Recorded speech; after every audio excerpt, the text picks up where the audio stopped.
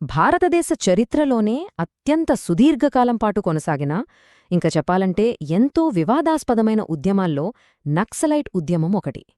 దాని మూలాలెక్కడున్నాయి? అసలు ఆ కథ ఎలా మొదలైంది? ఈరోజు మనం ఆ వివరాల్లోకి వెళ్దాం. అన్నిటికన్నా ముందు అసలు ఈ నక్సలైట్ అనే పేరు ఎలా వచ్చింది, ఎక్కడ నుంచి వచ్చింది, ఆ కథతోనే మొదలుపెడదాం. ఈ మొత్తం ఉద్యమానికి ఆ పేరు రావడానికి కారణం పశ్చిమ బెంగాల్లోని నక్సల్బరీ అనే ఒక చిన్న పల్లెటూరు. అక్కడ 1967లో జరిగిన ఒక్క సంఘటన దేశవ్యాప్తంగా ఒక పెద్ద విప్లవానికి నాంది పలికింది.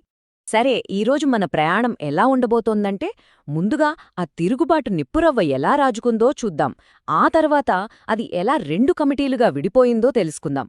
వాళ్ల మధ్య వచ్చిన సైద్ధాంతిక విభేదాలేంటి, ఆ తర్వాత జరిగిన అరెస్ట్లు, పుట్టుకొచ్చిన కొత్త పార్టీలు, చివరగా ఇవన్నీ ప్రజాయుద్ధానికి ఎలా బీజాలు వేశాయో పరిశీలిద్దాం. ఓకే, మొదటి భాగం తిరుగుబాటు నిప్పురవ్వ. అసలు 1967లో ఆ నక్సల్బరీ గ్రామంలో ఏం జరిగింది? నక్సల్బరీలో భూస్వాములకు వ్యతిరేకంగా రైతులు చేసిన ఓ చిన్న తిరుగుబాటు అది. చారు మజుందార్, కానూ సన్యాల్లాంటి వాళ్లు దానికి నాయకత్వం వహించారు. అయితే ఎవరూ ఊహించని విధంగా ఆ చిన్న నిప్పురవ్వ అప్పటికే బలంగా ఉన్న సిపిఐఎం పార్టీని నిట్ట నిలువున చీల్చేసింది. ఆ చీలిక ఫలితంగా ఒకటి కాదు, ఏకంగా 2 కొత్త విప్లవ వర్గాలు ఒకేసారి పుట్టుకొచ్చాయి. అదే ఈ 2 కమిటీల కథ. ఇక్కడ చాలా ఆసక్తికరమైన విషయమేంటంటే, ఒకే పార్టీ నుంచి దాదాపు ఒకే సమయంలో 2 వేర్వేరు ఉద్యమాలు మొదలయ్యాయి. ఒకవైపు చారు మజుందార్ నాయకత్వంలో దేశవ్యాప్తంగా విప్లవకారుల్ని ఏకం చేయడానికి జాతీయ స్థాయిలో ఏఐసిసి-సిఆర్ ఏర్పడింది. మరోవైపు ఆంధ్రప్రదేశ్లో తరిమెల నాగిరెడ్డి, డివి రావు లాంటి నాయకులు సిపిఐఎం ప్లీనం నుంచి వాకౌట్ చేసి ప్రాంతీయ స్థాయిలో ఏపీసీసీఆర్ను ఏర్పాటు చేశారు. ఈ ప్రాంతీయ కమిటీ ప్రభావం ఎంతలా ఉందంటే, ఒక్క ఆంధ్రప్రదేశ్లోనే దాదాపు 8,000 మంది పార్టీ సభ్యులు, అంటే ఆ రోజుల్లో పార్టీలో ఉన్న మొత్తం సభ్యుల్లో సగానికి పైగా సిపిఐఎంని వదిలేసి నాగిరెడ్డి నాయకత్వంలోని ఈ కొత్త కమిటీలో చేరిపోయారు. ఆలోచించండి, ఎంత పెద్ద చీలికో! మరి ఒకే పార్టీ నుంచి ఒకే లక్ష్యంతో బయటికొచ్చిన ఈ 2 గ్రూపులు ఎందుకు చేతులు కలపలేదు? ఎందుకు ఒకటి కాలేకపోయాయి? దానికి కారణం వారి మధ్య ఉన్న తీవ్రమైన సైద్ధాంతిక విభేదాలే. వాళ్ల మధ్య ప్రధానంగా 3 విషయాల్లో గట్టి విభేదాలు వచ్చాయి. ఒకటి, చారో మజుందారిచ్చిన వర్గశత్రు నిర్మూలన పిలుపు. అంటే భూస్వాముల్నూ ఇతర శత్రువుల్నూ తక్షణమే చంపేయాలి అనేది ఆయన వాదన. 2, ఎన్నికల్ని పూర్తిగా బహిష్కరించాలి అన్నారు.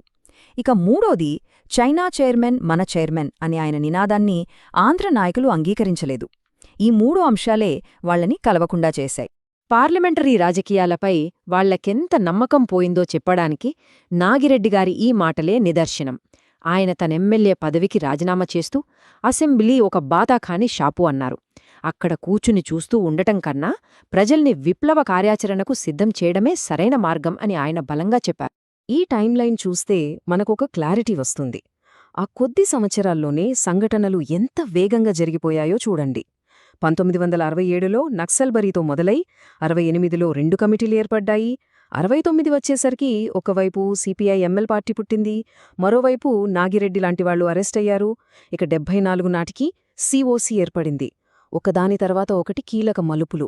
ఈ సైద్ధాంతిక గొడవలు కేవలం చర్చలతోనే ఆగిపోలేదు. వాటి పర్యవసానాలు చాలా తీవ్రంగా ఉన్నాయి.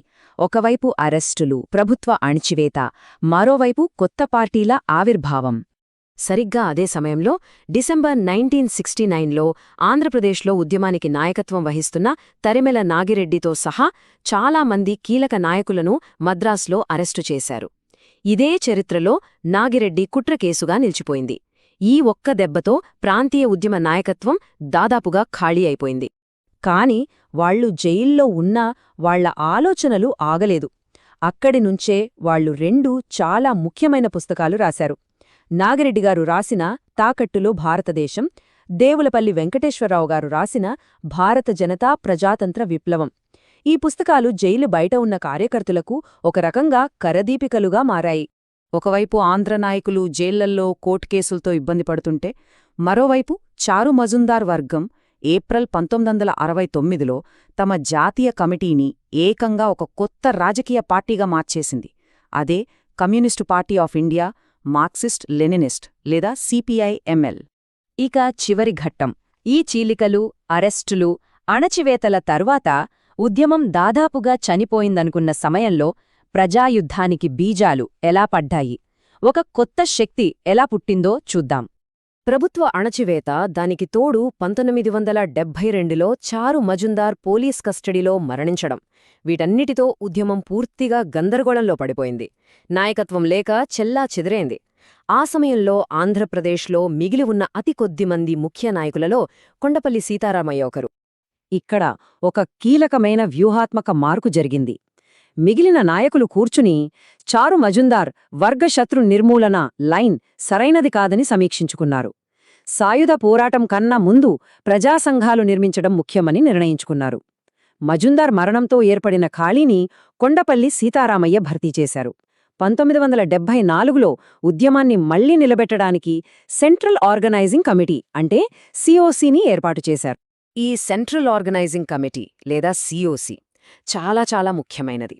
ఎందుకంటే ఇదే ఆ తర్వాత కాలంలో మనందరికీ తెలిసిన పీపుల్స్ వార్ గ్రూప్ పీడబ్ల్యూజీగా అవతరించింది.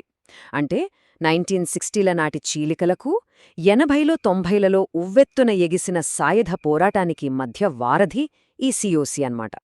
సరే, ఇప్పటిదాకా మనం చెప్పుకున్నదంతా ఒక్కసారి ఈ టేబుల్లో చూద్దాం. మనకు ఇంకా క్లియర్గా గుర్తుంటుంది. 1967లో నక్సల్బరీ తిరుగుబాటుతో మొదలు కీలక వ్యక్తులు చారు మజుందార్, 1968లో ఆంధ్రప్రదేశ్లో ఏపీసీసీఆర్ నాయకులు తరిమెల నాగిరెడ్డి, 1969లో దేశస్థాయిలో సిపిఐ-ఎంఎల్ పార్టీ, మళ్లీ చారు మజుందార్, చివరగా 1974లో ఉద్యమాన్ని పునర్నిర్మించిన సిఓసి, దాని నాయకుడు కొండపల్లి సీతారామయ్య. మరి 50 ఏళ్ల క్రితం వాళ్లు వేసుకున్న ప్రశ్నలు: సాయుధ పోరాటం సరైన మార్గమేనా? ఎన్నికల్లో పాల్గొనాలా వద్దా? విదేశీ సిద్ధాంతాలను గుడ్డిగా అనుసరించాలా? ఈ చర్చలు ఆనాటికే పరిమితం కాలేదు. ప్రపంచవ్యాప్తంగా ఇప్పటికీ అనేక ఉద్యమాలలో అవే ప్రశ్నలు, అవే చర్చలు వినిపిస్తూనే ఉన్నాయి. గతం వర్తమానాన్ని